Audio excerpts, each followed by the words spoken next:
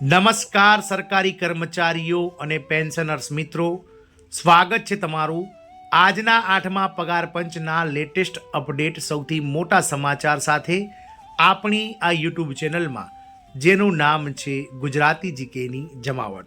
તો સરકારી કર્મચારીઓ માટે ખૂબ જ સારા સમાચાર છે. આપ સૌ કર્મચારીઓ અને પેન્શનર્સો જાણો છો તે પ્રમાણે હાલમાં કેન્દ્ર સરકાર દ્વારા 8મા પગાર પંચની જે કમિટી બનાવવામાં આવી છે, 3 સભ્યોની, તે કમિટી દ્વારા એટલે કે કમિશન દ્વારા પોતાનું કામ શરૂ કરી દેવામાં આવ્યું છે.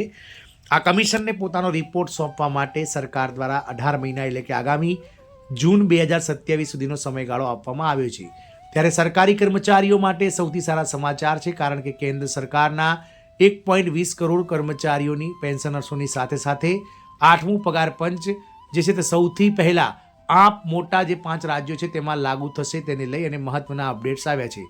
તો જાણીએ વિડીયોમાં વિગતવાર કે કયા 5 રાજ્યોમાં 8મું પગાર પંચ કેન્દ્ર સરકારની સમકક્ષ જે છે તે લાગુ થશે અને કર્મચારીઓને કેટલો લાભ મળશે તેને લઈ અને વિડીયોમાં વિગતવાર ચર્ચા કરીશું.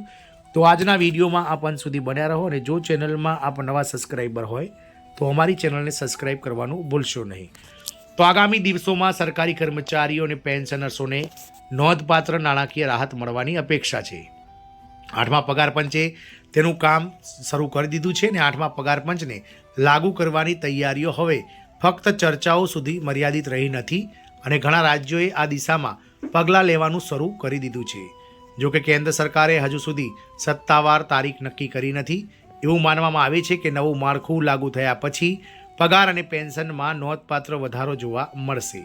ગત 3 નવેમ્બર 2025ના રોજ કેન્દ્ર સરકાર દ્વારા નિવૃત્ત જસ્ટિસ ડૉક્ટર રંजना પ્રકાશ દેસાઈની અધ્યક્ષતામાં 3 સભ્યોની બનેલી કમિટીની રચના કરી દેવામાં આવી છે, અને આ કમિશનને આગામી 18 મહિનામાં એટલે કે જૂન 2027 સુધીમાં પોતાનો રિપોર્ટ 8મા પગાર પંચનો સરકારને સુપરત કરવા માટે જણાવવામાં આવ્યું છે.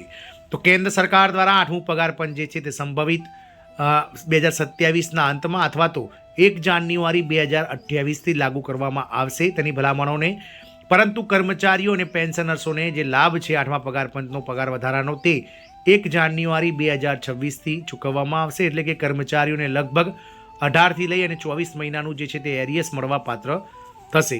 વાત થઈ કેન્દ્ર સરકારની, તો કેન્દ્ર સરકારની સમકક્ષ એટલે કે સાથે સાથે આ 5 રાજ્યોમાં પહેલા અમલ થવાની શક્યતા છે 8મા પગાર પંચની. તો સામાન્ય રીતે મજબૂત આર્થિક સ્થિતિ ધરાવતા રાજ્યો કેન્દ્ર સરકારના નિર્ણયની રાહ જોયા વિના પોતાની પ્રક્રિયાઓ શરૂ કરી છે. આ 5 રાજ્યો રેસમાં આગળ હોય તેવું લાગે છે. પહેલું રાજ્ય છે આસામ.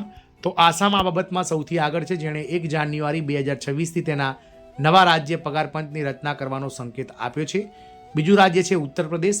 તો કર્મચારીઓની વિશાળ સંખ્યાને ધ્યાનમાં રાખીને યુપી સરકાર ઘણીવાર સમયસર પગાર સુધારણાનો નિર્ણય લે છે. ત્રીજું રાજ્ય છે મહારાષ્ટ્ર. તો આર્થિક મજબૂતાઈના કારણે અહીંના કર્મચારીઓ હંમેશા જલ્દી લાભ મેળવવાની અપેક્ષા રાખે છે. ચોથું અને 5મું રાજ્ય છે ગુજરાત અને તમિલનાડુ. આ બંને રાજ્યોનું વહીવટનું માળખું ખૂબ જ સક્રિય છે, અને અહીં પણ નવા પગાર પંચ માટેની આંતરિક તૈયારીઓ શરૂ થઈ ગઈ છે. શું પગાર ખરેખર બમણો થશે? સૌથી મોટો પ્રશ્ન એ છે કે તમારા ખિસ્સામાં કેટલા પૈસા વધશે. તે બધું ફિટમેન્ટ ફેક્ટર પર આધાર રાખે છે. કર્મચારીઓની માંગની વાત કરીએ તો યુનિયન ઈચ્છે છે કે આ વખતે ફિટમેન્ટ ફેક્ટર 2.86થી લઈ 3.25ની વચ્ચે રાખવામાં આવે. પગાર ગણિત: જો સરકાર 2.86ની ફોર્મ્યુલા સ્વીકારે છે તો વર્તમાન લઘુત્તમ મૂળભૂત પગાર લેવલ 1 એટલે કે પટ્ટાવાળાના જે પગાર છે 18,000 રૂપિયા, તે સીધો વધીને 51,480 રૂપિયા થઈ શકે છે. સંભવિત વધારો ભલે સંપૂર્ણ બમણો ન થાય.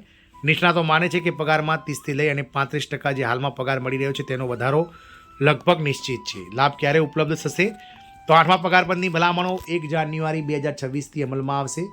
વિલંબથી લાભો ઘટશે નહીં. જો સરકાર 2026ના અંતમાં અથવા 2027માં તેની જાહેરાત કરે છે તો પણ તે 1 જાન્યુઆરી 2026થી અસરકારક માનવામાં આવશે. એટલે કે કર્મચારીઓને સરકાર ભલે ગમે ત્યારે જાહેરાત કરે, આ કમિશનના રિપોર્ટના આધાર પર પગાર વધારો 1 જાન્યુઆરી 2026થી તમામ સરકારી કર્મચારીઓ અને પેન્શનર્સોને એરિયસ જે છે તે મળવાનું છે. બાકી રકમની સુવિધા: વચ્ચેના મહિનાઓ માટે કોઈ પણ વધારાની રકમ કર્મચારીઓને બાકી રકમના રૂપમાં એકસાથે એરિયસ સ્વરૂપે આપવામાં આવે છે. આનો સૌથી મોટો ફાયદો નીચલા સ્તરના કર્મચારીઓ અને વૃદ્ધ પેન્શનરોને થશે, કારણ કે તેમનું મૂળભૂત પગાર માળખું ઘણું મજબૂત બનશે. આમ 8મા પગાર પંચમાં કેન્દ્ર સરકારની સાથે સાથે હાલમાં 5 મોટા રાજ્યોમાં પણ 8મા પગાર પંચને લઈ અને કવાયત હાથ ધરવામાં આવી છે. એટલે કે 8મા પગાર પંચની તૈયારીઓ મજબૂત અને પૂરજોશમાં ચાલી રહી છે. ટૂંક જ સમયમાં જ્યારે કેન્દ્ર સરકાર પોતાનું 8મો પગાર પંચનો પગાર નક્કી કરશે 1.20 કરોડ કર્મચારીઓ માટે, પેન્શનર્સો માટે, તરત જ આ 5 મોટા રાજ્યો જેમાં આસામ, ગુજરાત, ઉત્તર પ્રદેશ, મહારાષ્ટ્ર અને તમિલનાડુ, આ 5 મોટા રાજ્યો પણ કેન્દ્ર સરકારની જાહેરાતના 2 થી 3 મહિનામાં પોતાના રાજ્ય સરકારના લાખો કર્મચારીઓ અને પેન્શનર્સો માટે 8મું પગાર પંચ જે છે તે લાગુ કરી દે છે. જય હિન્દ, અસ્તુ.